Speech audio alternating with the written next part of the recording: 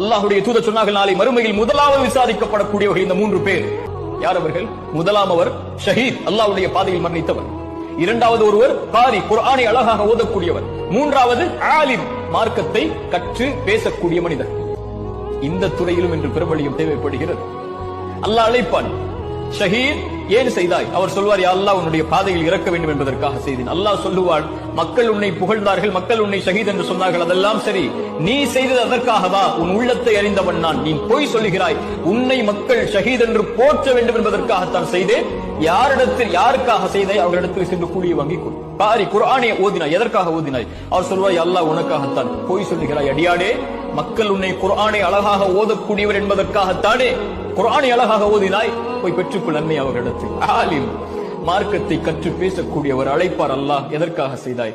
யா அல்லாஹ், உனக்காகத்தான் செய்தேன். அல்லாஹ் சொல்லுவான், இல்லை அடியானே, பொய் சொல்லுகிறாய், பொய் சொல்லுகிறாய். அல்லாஹ் பாதுகாப்பானார். பொய் சொல்லுகிறாய். எதற்காக செய்தாய்?